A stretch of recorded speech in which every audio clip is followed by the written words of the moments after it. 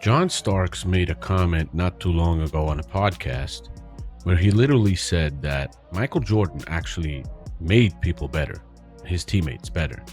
LeBron James never did. LeBron James is literally just a mercenary joining a stacked squad after a stacked squad. Former New York Knicks star John Starks just took aim at one of the biggest debates in basketball history, and his comments got people talking fast. For years, many analysts have argued that LeBron James lifts the players around him, but Starks offered a completely different view. In his opinion, Michael Jordan developed the teammates he already had, while LeBron often found himself on teams with established star talent. Let's break down why Starks believes that. Do you agree with John Starks that Michael Jordan helped develop his teammates into champions, while LeBron James mostly joined teams that already featured elite talent? Drop your thoughts in the comments below right now. His whole statement and comment is about comparing Michael Jordan and LeBron James in a way where a lot of people, LeBron James fans and stuff, and media, are trying to say that LeBron James always makes these players better. Whoever he plays with, he makes them better. If you look at all the numbers of the players that ever joined him, 90% of those players, their numbers dip in every facet of the game. Points per game dip, rebounds dip, assists dip, steals, everything. Everything dips. For more than 2 decades, sports fans have heard the same debate again and again. Many TV personalities describe LeBron James as the perfect teammate who makes everyone around him better. They often say, "Oh, LeBron is a pass-first player. He gets everyone involved. He makes his teammates better." But does the full picture match that claim? That's where the debate really starts. When people dig into box scores, advanced tracking, and player statistics, some point out that several star teammates posted lower individual numbers while playing beside LeBron. Others argue that those changes came because roles naturally shifted on championship-level teams. In many cases, points per game went down, rebounds sometimes dropped, assists and shot attempts also changed as players adjusted to different responsibilities. Supporters say those sacrifices helped teams win, while critics believe some players gave up too much of their own game. That's exactly where John Starks stepped into the conversation. During a podcast appearance, Starks didn't sugarcoat his opinion at all. He battled Michael Jordan during some of the toughest playoff series of the 1990s and experienced Jordan's competitive style up close. According to an article published by Basketball Network covering Starks' comparison of Jordan and LeBron, he argued that the biggest difference came from how each superstar built championship teams. Starks believes Michael Jordan made his teammates better by helping them grow into elite players over time. Instead of leaving Chicago to join already established stars, Jordan stayed with the franchise that drafted him. He worked with the young talent the Bulls organization brought in, demanded high standards in practices, and challenged those players to improve year after year. In Starks' view, that approach helped turn the Bulls into champions. John Starks literally said, "Michael made his teammates better because he grew them. He grew Scottie. He grew Horace Grant. He grew B.J. Armstrong. LeBron really didn't grow nobody. He joined talent. Talent had to come to him. His first trip to Miami, he joined Dwayne Wade and Chris Bosh. Then he came back to Cleveland because of Kyrie. That's the only reason he came back. He knew he had a killer there. Then he headed out to the Lakers and brought Anthony Davis with him. Michael took those homegrown drafted guys, raised them, made them into the players they became, and put little sprinkle pieces around them to make a championship team." Those comments immediately sparked another wave of debate online, with fans on both sides arguing over whether Starks was right or completely off the mark. So, and when you look at Michael Jordan, for example, you have Horace Grant as one example coming into the NBA in 87-88, joining Michael Jordan. Michael Jordan builds Horace Grant into what he was before he joined Orlando. Horace Grant came in averaging 7.7 points. Playing with Michael Jordan, he develops into this guy that ends up having, 14 points a game averages, 15 points a game averages, defensive second team, defensive player of the year, 10th in voting, playoff averages for Horace Grant, 13, 11, 10 points a game. He had like 8, 9 rebounds a game and stuff like that. That's one. So Horace Grant improved the most under playing with Michael Jordan. When he went and left Chicago and stopped playing with Michael Jordan, all his stats just kept declining, and that was it. And don't say that he got old, because he left Chicago at 28 years old. Now let's look at some of the examples often mentioned in this discussion and see why Starks believes his argument holds up. Take Horace Grant, for example. Grant entered the NBA during the 1987-88 season as a young forward out of Clemson. In his rookie year alongside Michael Jordan, he averaged 7.7 points and 5.5 rebounds per game. He was still developing and had plenty of room to improve. Over the next several seasons, Grant became one of the Bulls' most dependable two-way players. By the time Chicago began its first three-peat, he was averaging 14.2 points, 10.0 rebounds, and 1.2 blocks per game, while shooting better than 54% from the field. Grant eventually earned an NBA All-Star selection, made the NBA All-Defensive Second Team, and finished 10th in Defensive Player of the Year voting. During those playoff runs, he averaged 13.5 points and 10.9 rebounds per game, becoming a major part of Chicago's championship success. When Grant left Chicago in 1994 at age 28 to join the Orlando Magic, his production did not dramatically increase. Supporters of Starks' argument point to that as evidence that Grant's best overall years came while he was part of Jordan's Bulls teams. His scoring averages gradually declined over the following seasons, even though he was still considered to be in his athletic prime. Now let's turn to Scottie Pippen, who many people see as the biggest example used in this conversation about Michael Jordan's ability to help develop young talent. Then if you look at Scottie Pippen, Scottie Pippen, when he came into the league, he was averaging 7.9 points. Playing with Michael Jordan, by year 5, he was up to 21 points a game. He was 9th in MVP voting, Defensive Player of the Year, 3rd in voting for that. And he was 26 years old.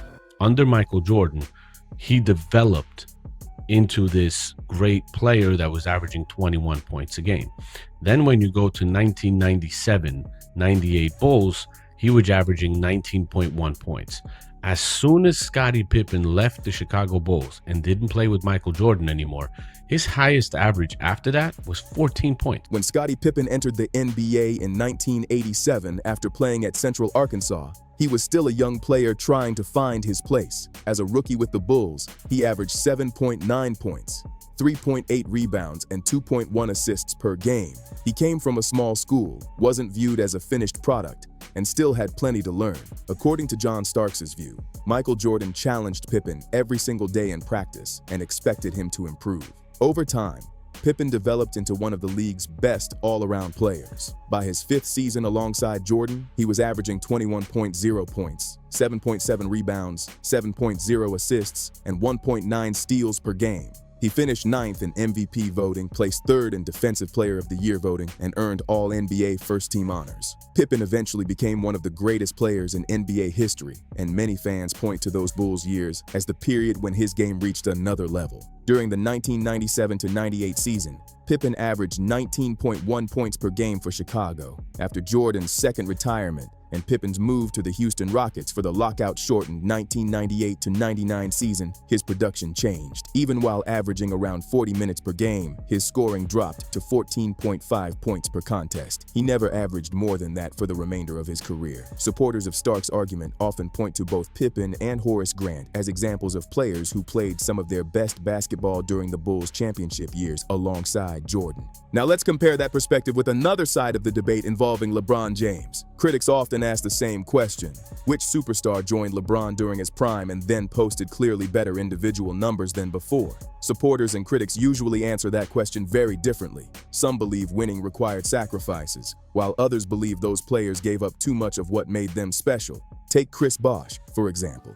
Before arriving in Miami in 2010, Bosh was the face of the Toronto Raptors. During his final season there, he averaged 24.0 points and 10.8 rebounds per game as a 25-year-old franchise star. He was one of the NBA's most productive big men and carried a huge offensive workload. Once he joined the Heat, his role changed dramatically.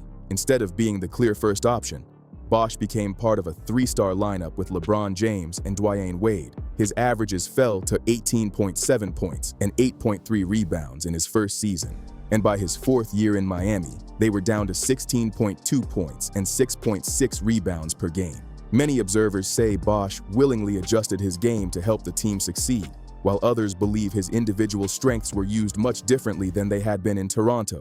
Kevin Love is another player frequently mentioned in this conversation. During the 2013-14 season with the Minnesota Timberwolves, Love averaged 26.1 points and 12.5 rebounds while shooting 37% from three-point range. He earned All-NBA honors and was one of the league's most productive power forwards. After LeBron returned to Cleveland in 2014, the Cavaliers traded for Love in a blockbuster deal that included top draft pick Andrew Wiggins. Love's responsibilities changed as Cleveland built around a championship core. His scoring dropped from 26.1 points to 16.4, while his rebounding declined from 12.5 to 9.7 per game. Critics argue that his offensive role became much smaller, while supporters say those sacrifices helped Cleveland compete for championships. Either way, his numbers looked very different from what fans had seen in Minnesota. Anthony Davis is another name that often comes up. Before joining the Lakers, Davis was averaging 28.1 points, 11.1 rebounds, and 2.6 blocks per game in New Orleans, while establishing himself as one of basketball's top two-way players. Since arriving in Los Angeles, his seasons have included outstanding performances, injuries, changing offensive responsibilities, and constant media attention. Every time the Lakers struggle, the spotlight quickly shifts toward Davis and LeBron, making every stretch of games a major talking point. As highlighted in a widely shared social media post discussing John Starks' comments about LeBron's team-building approach, some fans argued that LeBron frequently changes teammates throughout different stages of his career in pursuit of another championship. Others strongly disagree with that view, making it one of the NBA's most debated topics. Then there's another argument that always shows up. Some people simply say, well, LeBron made those players better because they won championships. Critics of that opinion believe the discussion is more complicated than that. They argue that winning a title is usually the result of several elite players contributing together, not just one superstar carrying everyone else. For example, if LeBron had joined Miami in 2010 without Chris Bosh, would the Heat still have won championships? Many fans believe Bosh's defense, rebounding, and timely plays, including his offensive rebound in Game 6 of the 2013 NBA Finals, were absolutely huge moments. Others ask another question. What if Dwyane Wade hadn't been part of that team? Wade was already an established superstar and played a major role during Miami's championship runs. Those questions continue to fuel one of basketball's biggest debates, and fans still can't seem to agree on the answer. Now let's look at the 2016 Cleveland Cavaliers, because this is another part of the debate that always gets fans fired up. Some LeBron supporters describe that championship as one of the greatest carry jobs ever. Critics see it differently. They point out that Kyrie Irving played a massive role throughout that finals series. Kyrie averaged 27.1 points per game, exploded for 41 points in Game 5 on the road, and then knocked down the unforgettable game-winning 3 over Stephen Curry in Game 7. Those were huge moments that helped complete Cleveland's historic comeback. Supporters of Michael Jordan often ask another question. When did Jordan have a teammate average 27 points per game in the NBA Finals, while also hitting the championship-clinching shot? They argue that Jordan himself was usually the player carrying that offensive burden. During the 1993 NBA Finals, for example, Jordan averaged an incredible 41.0 points per game and delivered one of the greatest finals performances the league has ever seen. Now fast forward to Los Angeles. LeBron joined the Lakers in 2018 with enormous expectations. During his first season, injuries affected both him and the team, but critics still point to the final results. LeBron appeared in 55 games and averaged 27.4 points, 8.5 rebounds, and 8.3 assists. Even with those impressive individual numbers, the Lakers finished 37-45 and missed the playoffs. The following offseason changed everything. Instead of continuing with a young core that included Brandon Ingram, Lonzo Ball, Kyle Kuzma, and Josh Hart, the Lakers completed a blockbuster trade for Anthony Davis. That move immediately transformed the team's outlook.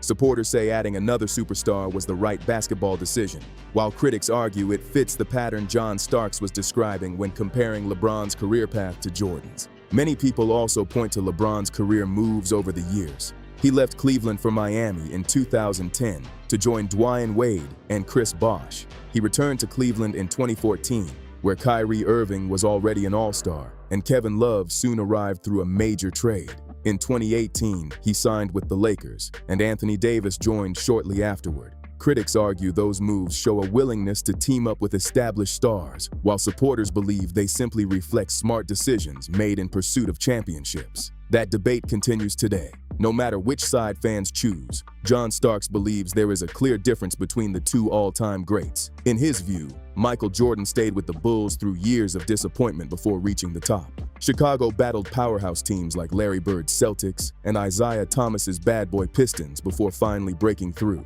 Starks argues that Jordan helped build that championship foundation from within rather than starting over somewhere else. Players like B.J. Armstrong, John Paxson, Steve Kerr, Horace Grant, Scottie Pippen, Luke Longley, Will Perdue, and others all became important pieces of Chicago's dynasty. According to Starks, Jordan demanded maximum effort every day, pushed his teammates to improve, and helped create one of the greatest championship cultures in NBA history. Whether fans agree or not, that's the standard Starks believes separates Jordan from every other superstar. Starks experienced those Bulls teams firsthand. He battled Michael Jordan during intense playoff matchups and knows exactly how difficult those games were. From his perspective, facing the Bulls wasn't just about stopping one player. It meant taking on an entire team that had grown together over years of competition, pressure, and championship expectations. On the other side of the argument, critics say LeBron's teams often relied on assembling elite talent through free agency or major trades. Supporters counter that roster construction is part of the modern NBA and shouldn't be held against him. That's why this discussion remains one of the biggest and most passionate debates basketball fans have ever had.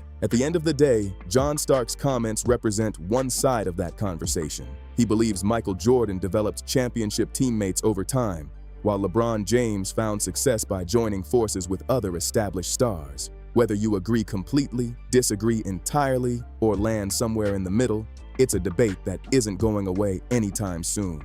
Now it's your turn. Do you agree with John Starks, or do you think LeBron's career tells a different story? Drop your opinion in the comments below because I want to hear what you think. If you enjoyed this video, make sure you smash that like button, subscribe to the channel for more basketball content, and share this video with other NBA fans who love these debates. Thanks for watching, and I'll catch you in the next one.